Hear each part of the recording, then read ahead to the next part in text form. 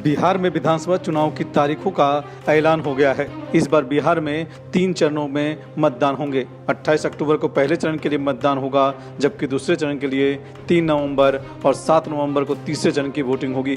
इस बार 10 नवंबर को चुनाव के नतीजे घोषित किए जाएंगे। चुनाव में 6 लाख पीपीई किट राज्य चुनाव आयोग को दी जाएंगी। 46 लाख मास्क का इस्तेमाल भी होगा। 7 लाख हैंड सैनिटाइजर का इस्तेमाल किया जाएगा। साथ ही 6 लाख फेस शील्ड को उपयोग में लाया जाएगा। बिहार विधानसभा चुनाव की तारीखों के ऐलान के बाद चुनावी सरगर्मियां तेज हो गई हैं। राष्ट्रीय जनता दल के अध्यक्ष लालू प्रसाद यादव ने चुनाव की तारीख घोषित होने के बाद ही ट्विटर पर एक चुनावी नारा दिया। लालू यादव ने ट्विटर पर लिखा कि उठो बिहारी, करो तैयारी, जनता का शासन अब की बारी। बिहार में बदलाव होगा, अफसर राज खत्म होगा, अब जनता का राज होगा। प्रधानमंत्री नरेंद्र मोदी ने एक बार फिर कृषि बिल को लेकर किसानों को भरोसा दिया और विपक्ष पर जमकर निशाना साधा।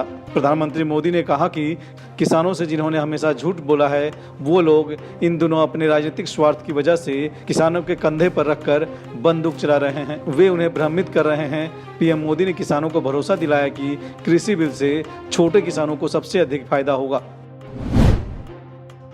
कृषि बिल को लेकर शुक्रवार को देश भर में किसानों ने विरोध प्रदर्शन किया।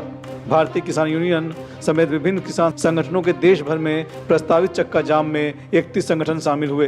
Congress, RJD, Samajwadi party, Akali Dal, TMC समेत कई पार्टियों ने किसानों के विरोध प्रदर्शन में समर्थन दिया। वहीं पंजाब में 3 दिवसीय रेल रोको अभियान के दूसरे दिन शुक्रवार को भी किसान रेल पटरियों पर डटे रहे और ट्रेनों को रोका। किसानों के प्रदर्शन का ज्यादा असर हरियाणा, पंजाब, बिहार और तमिलनाडु में देखने को मिल रहा है। किसान बिल के विरोध में आरजेडी के प्रदर्शन की शुरुआत हो गई है। शुक्रवार को सैकड़ों समर्थकों के साथ नेता प्रतिपक्ष तेजस्वी यादव किसानों की आवाज को बुलंद करने के लिए सड़क पर उतरे हैं।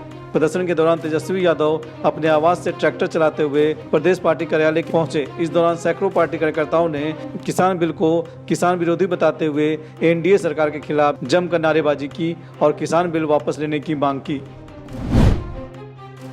बॉलीवुड अभिनेता सुशांत सिंह राजपूत की मौत की जांच जैसे जैसे आगे बढ़ी, उससे तमाम खुलासे होते गए। इस बीच बॉलीवुड में चल रहे ड्रग्स कंट्रोल की जांच पर शिवसेना नेता संजय राउत का बड़ा बयान आया है।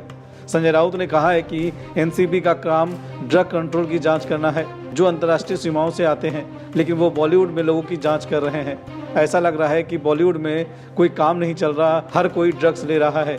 वे बॉलीवुड को बदनाम कर रहे हैं और इसे खत्म करने की कोशिश कर रहे हैं।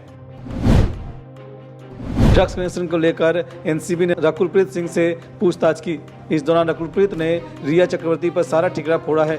बताया जा रहा है कि एनसीबी के सामने रकुल ने ड्रग्स लेने से साफ इनकार किया है, लेकिन एनसीबी को इस बात पर भरोसा नहीं है। रकुल ने ड्रग्स पैडलर से कनेक्शन होने की बात को भी नकारा है, लेकिन रकुल ने रिया के साथ 2018 में हुई ड्रग्स चैट की बात भी कबूली है।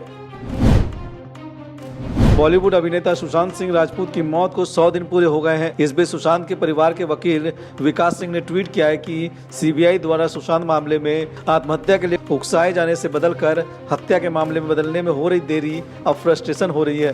वो डॉक्टर जो एम्स की टीम का हिस्सा रहा है, उसने मुझे बताया है कि जो तस्वीर मैंने उसे भेजी वो बताती है कि ये 200% गला घोटकर मारे जाने का मामला है, सुसाइड नहीं।